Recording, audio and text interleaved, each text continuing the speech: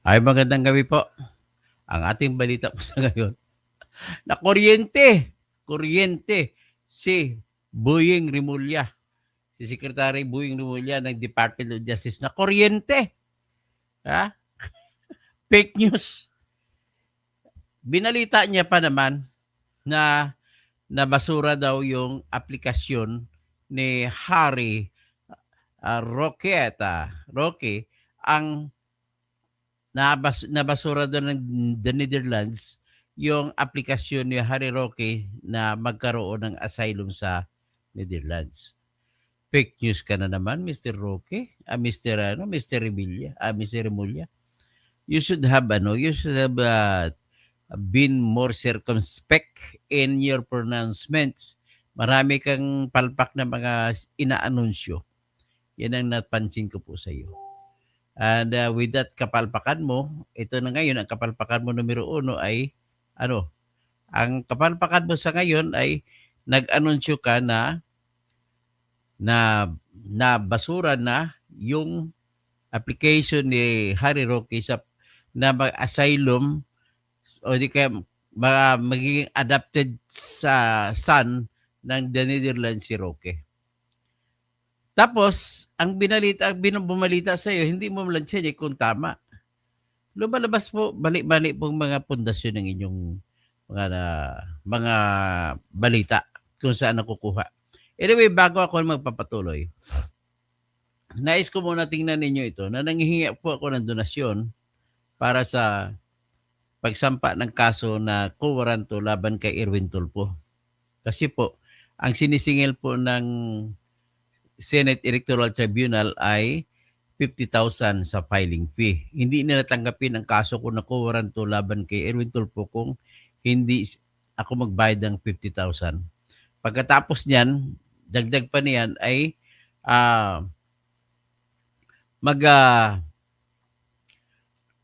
magpabigay pa ko ng deposit fee na 10,000.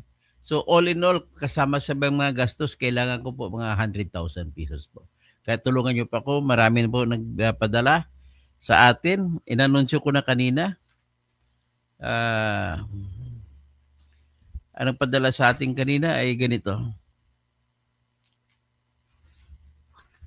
May nagpadala na nung kahapon ng 200 pesos no sa GCash number 32 ang dulo. Tapos sa GCash number na 78 ang dulo, napadala rin 5,000. Tapos sa GCash number na 08 ang dulo, nagpadala ng 100. GCash number na 33 ang dulo, nagpadala ng 1,000. GCash number na 35 ang dulo, nagpadala ng 100. GCash number na 53 ang dulo, 100 din. So, kaya 1, 2, 3. So, 1,003 plus 200, 1,005 plus 5,000. That is 6,500 na po ang natipon natin. Okay?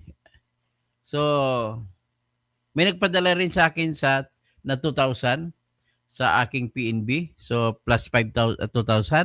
So, that is 8,500 na po na ipon natin. So, magandang gabi po. Ito naman, hindi ko, alam mo naman anong problema ni Harry Roque. Nagtago-tago kasi si Harry Roque. So, sa kanyang argumento naman ay siya daw ay pinipersecute. Kumbaga, hindi totoong akusasyon ang sinasampa sa kanya, ay galit lang sa kanya yung pamahalaan ni Bongbong Marcos. So, yan ang kanyang dahilan sa the Netherlands na proteksyonan siya laban sa mga kaso na walang kwenta. Karapatan po yan ng kahit sinong tao sa mundo na pumunta sa kahit alinmang bansa at may obligasyon ng alinmang bansa sa ilalim ng United Nations Universal Human Rights na magbibigay ng bahay o kalinga ang sinumang bansa para sa mga tao na hinahanap sa kanyang bansa na papatayin o whatever. So ngayon, ang aligasyon ni Harry Roque ay arestuhin lang siya na walang kadahilan-dahilanan. So ngayon, nung una, tandaan natin na pinalabasan siya ng contempt order na ibibilanggo ng House of Representatives, yung Quadcom. Pero natapos ang Quadcom na session at obligado ang Quadcom sa ilalim ng batas na tanggalin ang lahat ng warrant of arrest. Kaya nakalaya rin sa kulungan si Colonel Grijaldo. So ngayon, ang unang problema ni Harry Roque yan ay wala na siya diyang problema. Pero may panibagong problema siya dahil kinasuhan siya ng kasong trafficking na hindi siya pwede makapagpensa. Ang trafficking po ay isang kasalanan na kung saan mag-ipon ka ng mga tao sa isang lugar at ang pakay mo sa pag-ipon ng tao ay gagamitin mo sila sa labor slavery. So, o di kaya gamitin mo sa white slavery. O di kaya gamitin mo sa prostitution. So, natandaan niyo sa Pugo, may mga tinorture doon, may mga namatay, tapos yun po ang akusasyon sa kanya. Ang basihan po sa natunghayan natin sa mga Quadcom hearing at saka sa mga Senate Committee hearing, ang naging papel do ni Harry Roque na hindi natin maitatanggi ay siya nag-abogado para sa Lucky South 99. At siya pa nga ay nagpakita doon sa PAGCOR. At kinausap pa nga yung yung PAGCOR chairman. Nakalimutan ko pangalan ng PAGCOR chairman. Sino ba yung pangalan ng PAGCOR chairman? I-check ko. PAGCOR, anong tawag nito? Executive Director? O General Manager?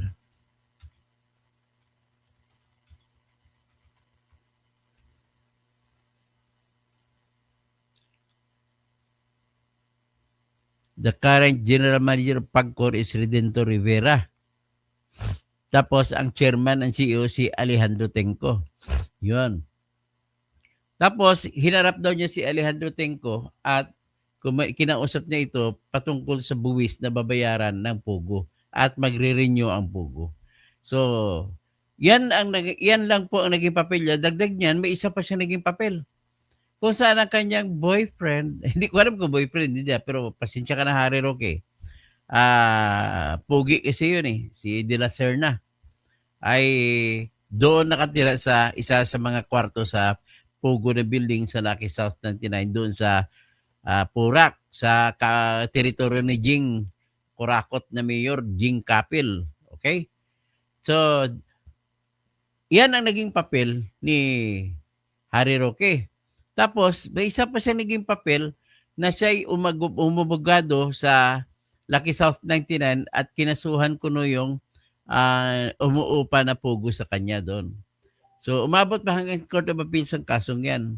Pero kung ako tarungin mo, alam mo mga modus operandi ng mga abogado, na kunwari, hindi sila kakampi, kaya kinasuhan ni Harry Roque yung Lucky South, yung Pugo.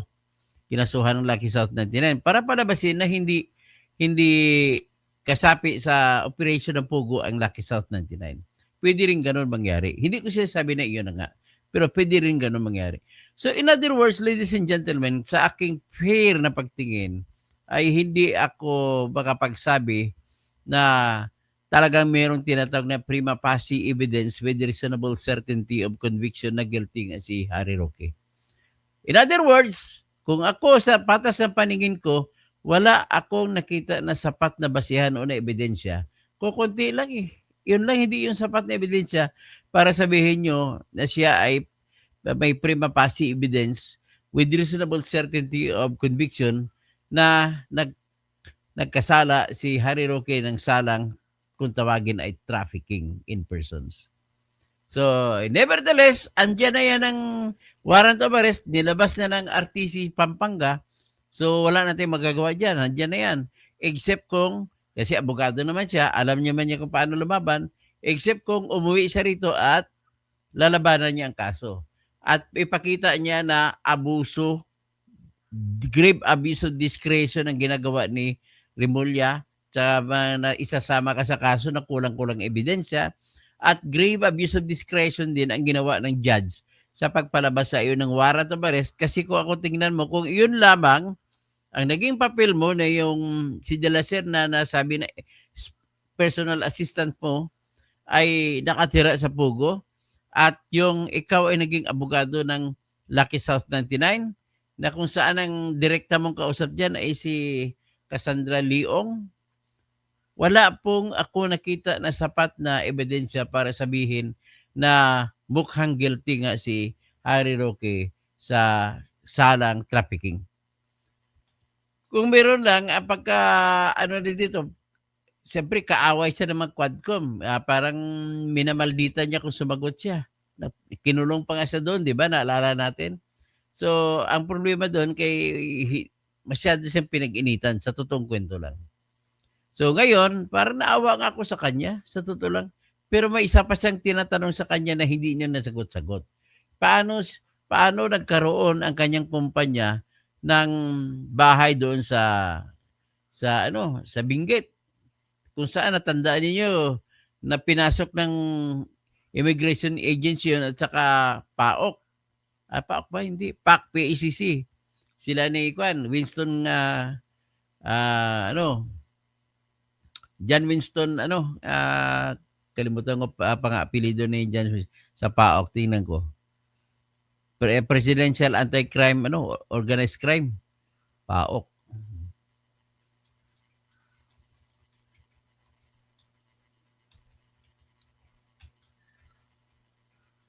Tapos Gilbert Cruz. Yan, ang kaibigan ko si General Gilbert Cruz. Winston.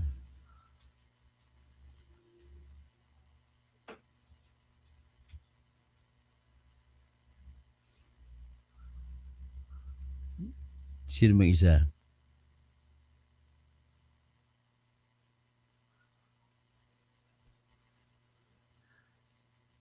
So anyway, hindi natin kumalala. Anyway, what is important is, yun lamang po ang problema ni Harry Roque. Wala akong nakitang krimen doon.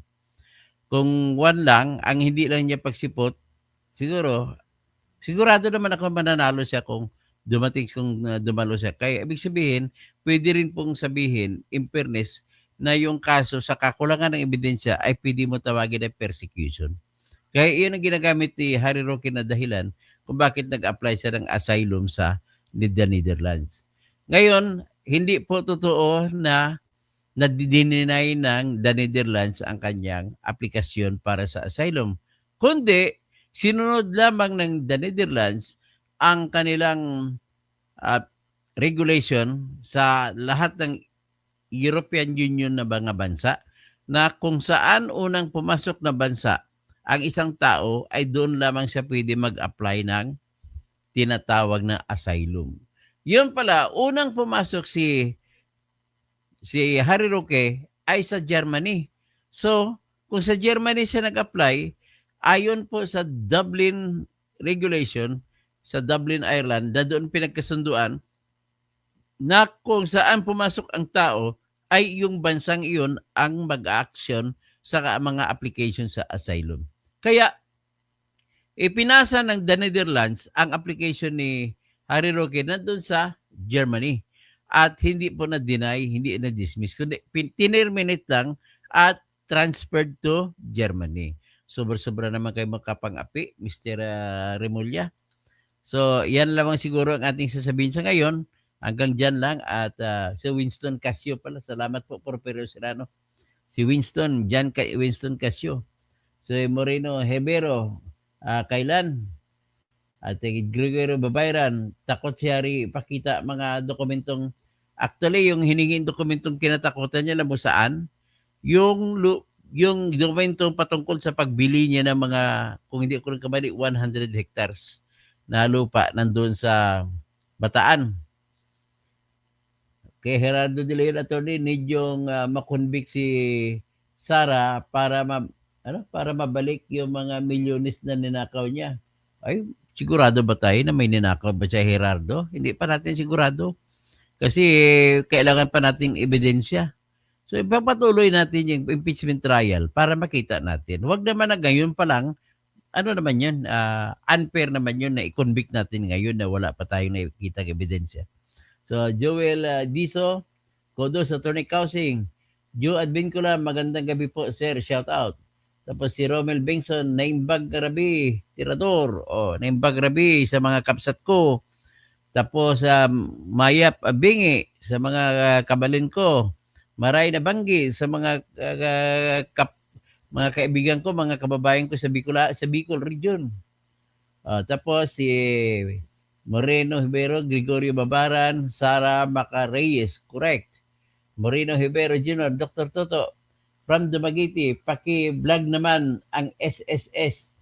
Tinuod bang na ay dugang na pensyon sa mga pensioner kung totoo ba, kung kailan ito? Actually, ang alam ko na meron, kaya lang sasagutin ko muna ang tawag kasi may tumatawag sa akin. At pag hindi ko sasagutin, baka masisasanti ako. Hello?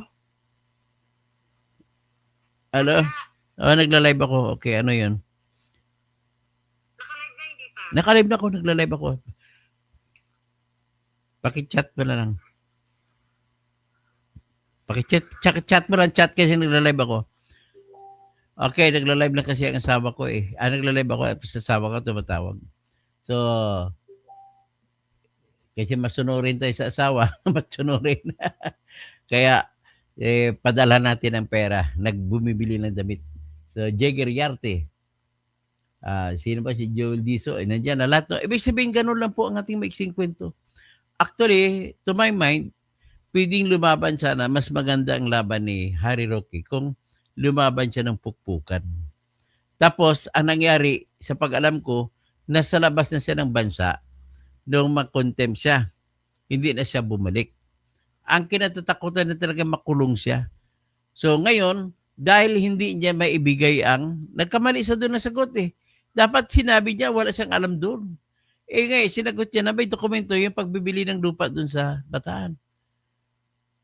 Ang laki ng lupa na 100 hectares yun. Para sana sa Pugo yun. Yun, pagkakaintindi ko ha. That has remained to be seen, but the evidence suggests daw na talagang dapat ipaliwanag din ni Harry Roque yun. So kung umuwi lang siya ngayon at nailaban niya sarili niya, anyway, pwede siyang umuwi, sumuko siya, surrender siya, o abogado ka naman, Harry Roque, graduate ka pa ng UP, professor ka pa ng UP, tuturuan kita kung anong gagawin mo ngayon. Ganito gawin mo.